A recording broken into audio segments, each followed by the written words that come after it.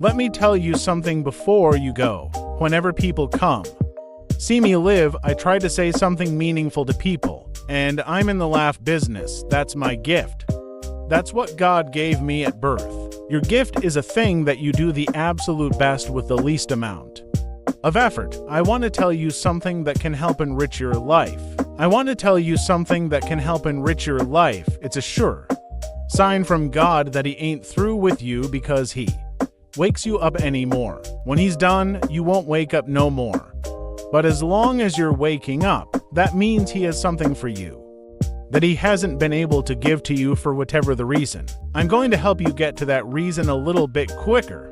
I want to tell you something that I learned that changed my life. I was reading a book one time that had a quoting out from Albert Einstein.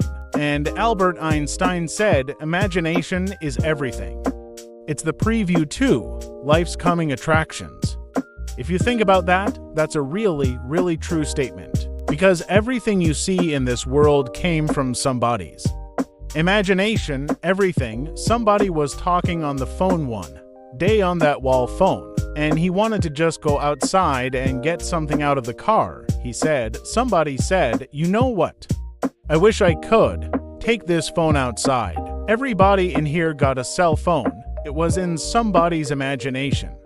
Somebody imagined that. Somebody imagined everything. Somebody got tired of walking. Somebody got tired of driving cars. Somebody said, "We're going to fly." You're not going to fly. Everybody in here would have been on the plane.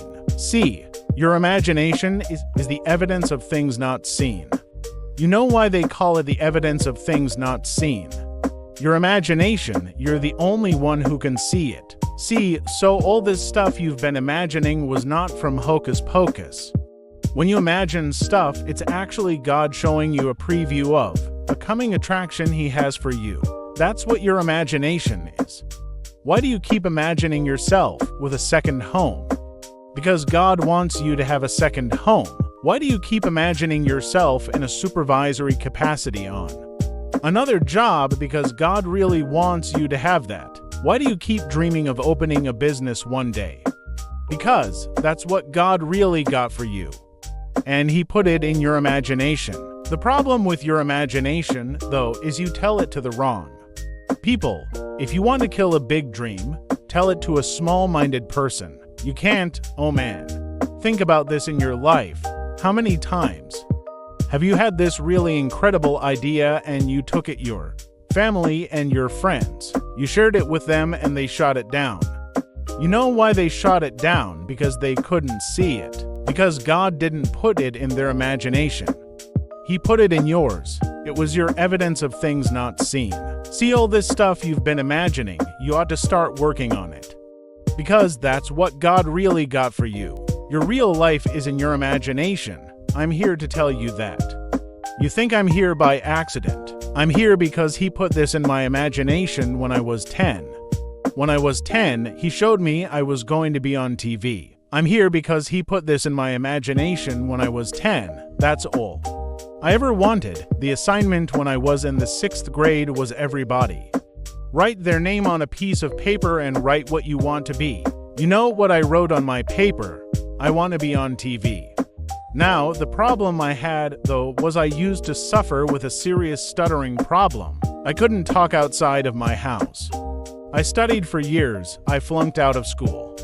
I'm on my 3rd marriage. I lost everything I ever owned twice. I've been homeless and lived in a car for 3 years. But at 10, though, I wrote on a piece of paper I want to be on TV.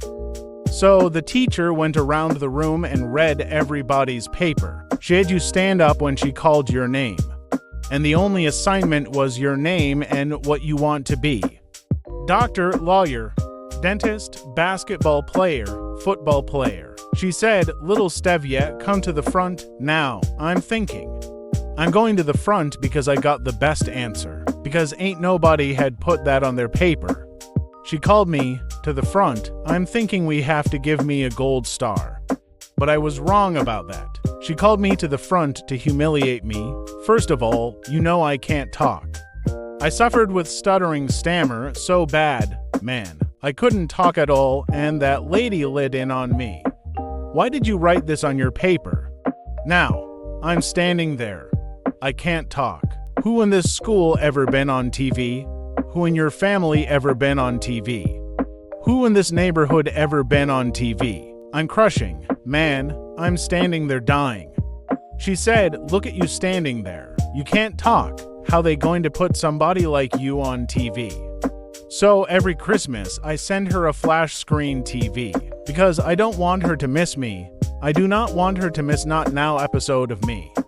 Because I wanted her to see what God had done for me. The fact that you couldn't see it.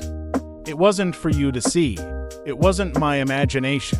But after 3 years of homelessness, losing everything I ever owned twice, suffering through the flunking out of school, go home and cut your TV on. That little boy with the stuttering problem, he all over that TV. You can't cut your TV on. You can't cut your TV on that nab day of the week, and you don't see that little boy. That little boy with the stuttering problem is all over that TV. Because God put it in my imagination. All I did was hang on to that thought. I just kept hoping that what I had wrote on the paper would come true. A lot of times it wasn't about no faith. I didn't believe it sometimes. When you homeless and living in a car, how you see yourself as a TV star. But I just kept hanging on there. Because my mom was a Sunday school teacher, I kept hearing her say, God didn't bring you this far to leave you. God didn't bring you this far to leave you. God didn't bring you this far to leave you. Why do you think he keeps waking you up? Because he got more for you. He got way more for you. He got plans for you. But he needs your faith. He just needs you to call on. He needs you to dust off your imagination and just go for it. You got to try. Quick. You got to try. You got to try. Quit waking up thinking you ain't got no say-so in your life. You have a choice in this matter. You can't stop what happened to you. But you can do something about what happened to you. Life is 10% what happened to you. It's 90% what you do about it. Somebody in your family gonna die. Somebody in here gonna get fired. Somebody here gonna get an eviction notice. Somebody gonna get laid off. Somebody company gonna close. That's life. Somebody you love gonna break up with you. That's life, but what you gonna do about it though? This is gonna happen anyway, trust me. Go home and ask God to open up your imagination. And then pursue it with everything in you, and watch what he do for you. Appreciate y'all. Thanks for watching.